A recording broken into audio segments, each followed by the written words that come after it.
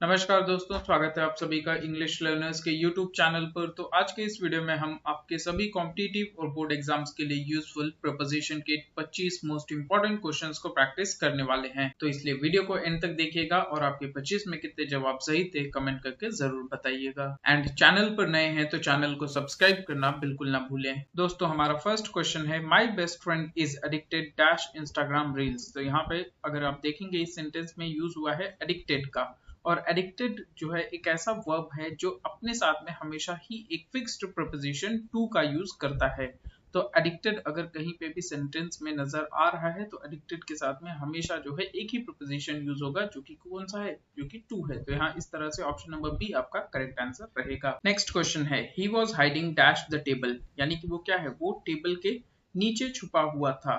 तो यहाँ पे टेबल के नीचे छुपे हुए होने का सेंस आ रहा है, तो इसीलिए यहाँ पे ऑप्शन नंबर बी अंडर जो है आपका करेक्ट आंसर रहेगा। He was hiding under the table. Third question है, she is always confused dash maths problems, यानी कि वो हमेशा ही क्या रहती है, मैथ्स प्रॉब्लम्स को लेकर के कंफ्यूज रहती है। तो यहाँ याद रखिएगा कि जब भी आपको अपना कंफ्यूजन बताना है किसी भी चीज के रिगार्डिंग, तो यहाँ जो सही प्रीपोजिशन रहेगा, जो करेक्ट प्रीपोजिशन रहेगा, वो अबाउट रहेगा।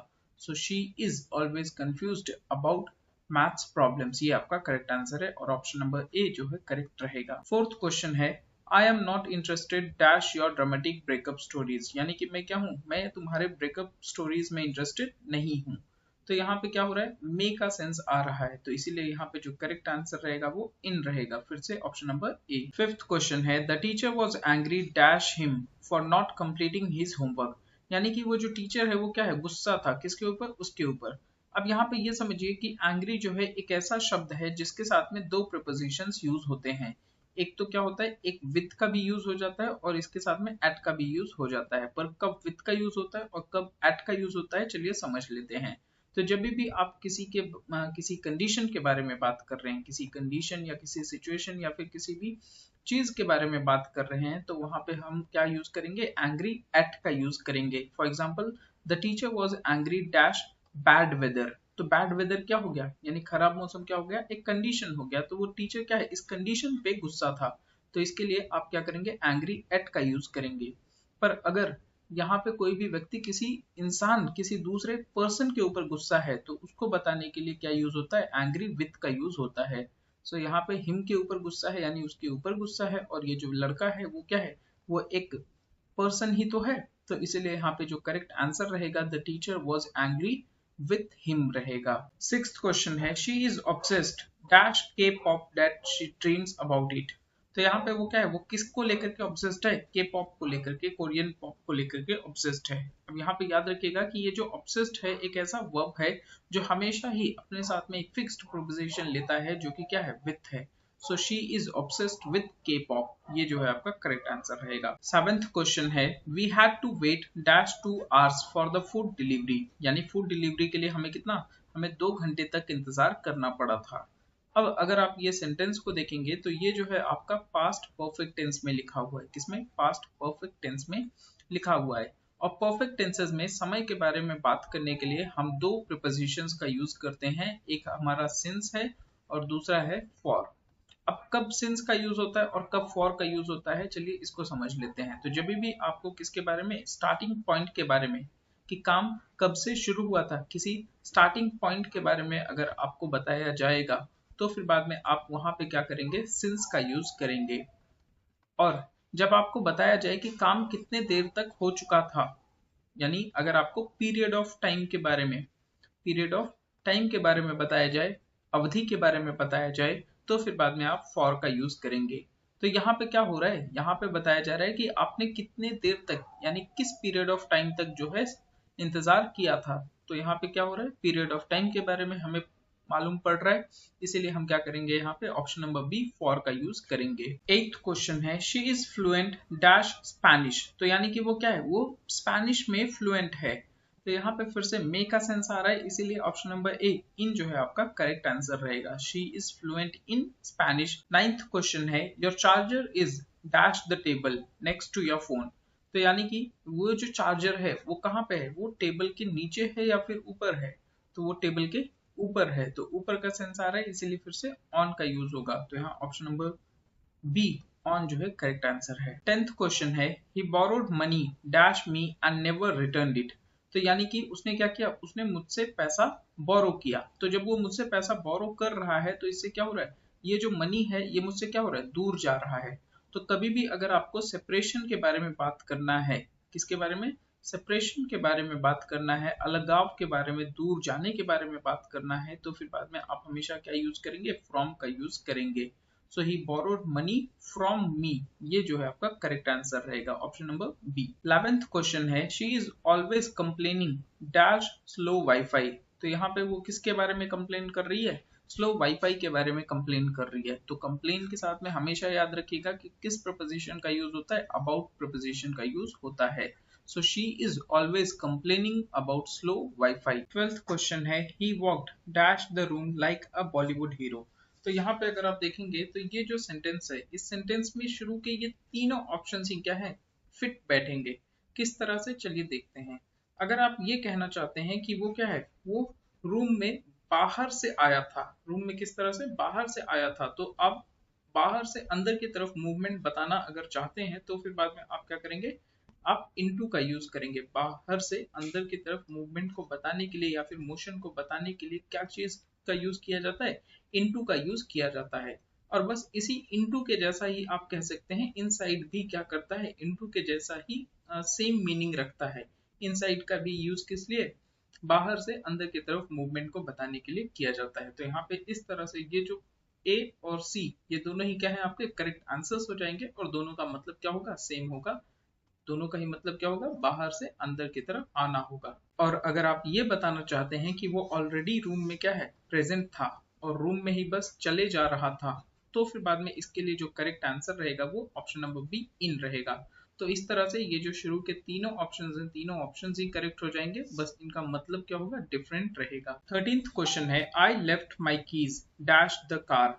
तो यहाँ पे मैं जो अपना कीज है वो कहाँ पे भूल गया, कार के अंदर भूल गया। तो बस आप क्या करेंगे, यहाँ पे ऑप्शन नंबर ए इन का यूज कर लेंगे।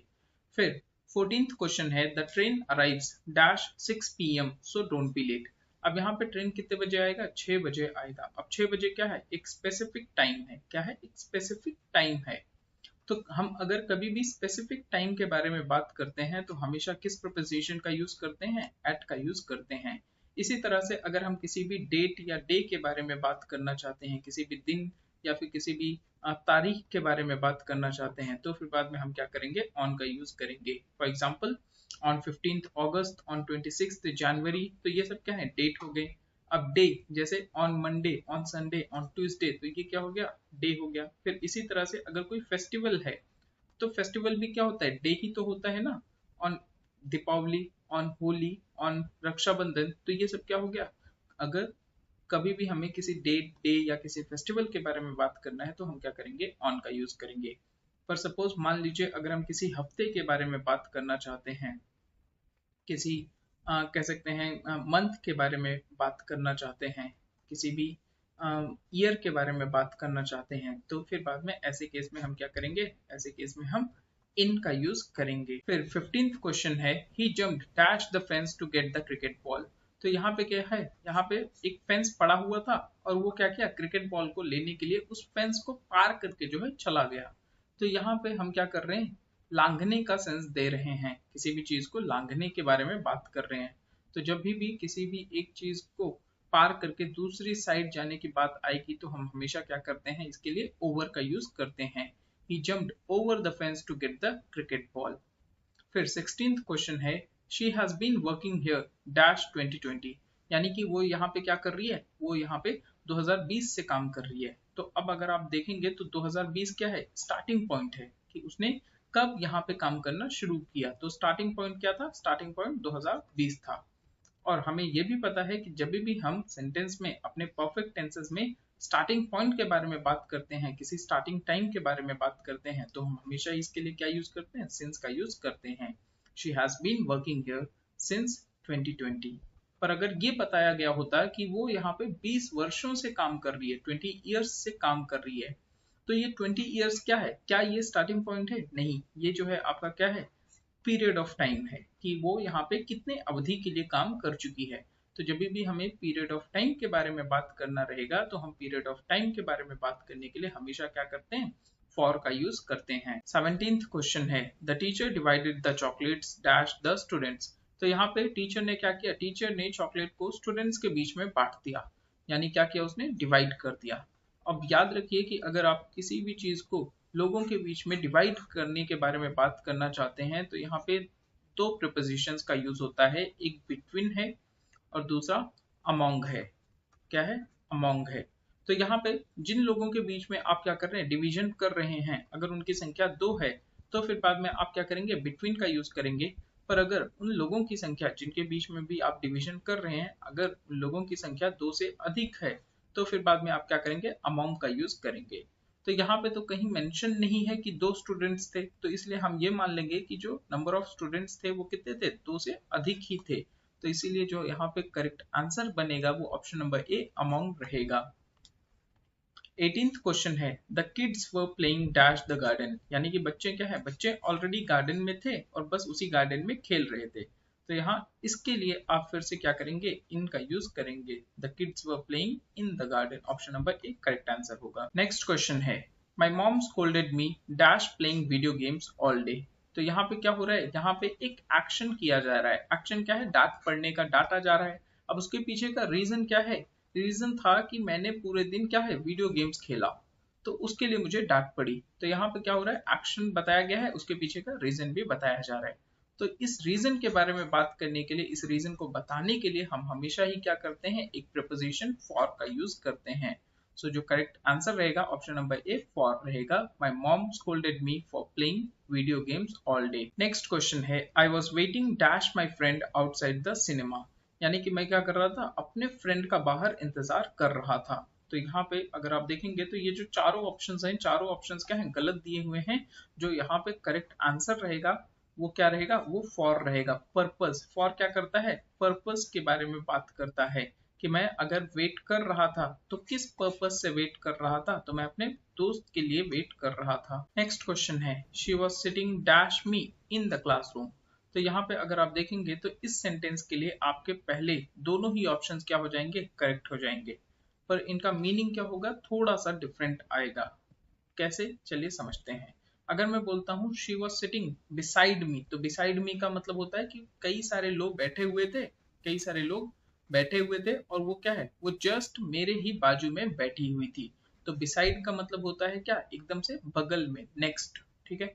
पर अगर आप बोलते हैं she was sitting near me, तो नियर मी का मतलब है कि कई सारे लोग थे और उन कई सारे लोगों के बीच में क्या है, वो बैठी हुई थी और वो क्या थी, उसके और आपके बीच में जो डिस्टेंस था वो क्या था, काफी ज्यादा कम था, यानी आप दोनों ही क्या थे, नजदीक बैठे हुए थे।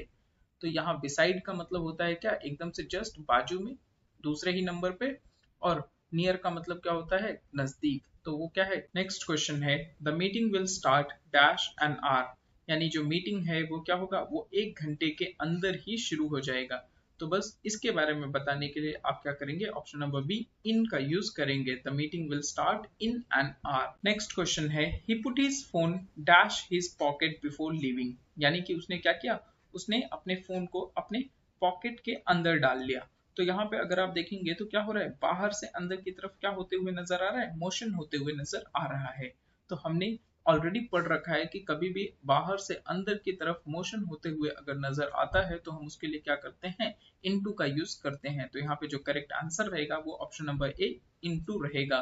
He put his phone into his pocket before leaving. 24th question है I bought a gift dash my sister's birthday. तो यहाँ पे मैंने क्या किया, मैंने एक गिफ्ट खरीदा, किसके लिए, अपने सिस्टर के बर्थडे के लिए। तो यहाँ पे क्या हो रहा है, पर्पस के बारे में बताया जा रहा है कि वो किस पर्पस से खरीदा गया था। तो जब भी हमें पता है कि अगर हमें पर्पस के बारे में बात करना रहता है तो हम क्या करते हैं, फॉर का यूज करते हैं। So I bought a gift for my sister's birthday. So finally last question है the bridge runs dash the river, यानी कि ये जो ब्रिज है ये क्या करता है, इस रिवर को बिना टच किए इसके ऊपर से गुजरता है। तो अगर आप किसी भी चीज के ऊपर से बिना उसको टच किए गुजरने का सेंस देना चाहते हैं तो फिर बाद में आप क्या करेंगे, ओवर का यूज करेंगे। So option number B, over जो है आपका करेक्ट आंसर रहेगा। तो फाइनली दोस्तों, वीडियो को एंड तक देखने के लिए आपका काफी ज्यादा थैंक यू, और आपके 25 में कितने जवाब सही थे कमेंट करके जरूर बताइएगा।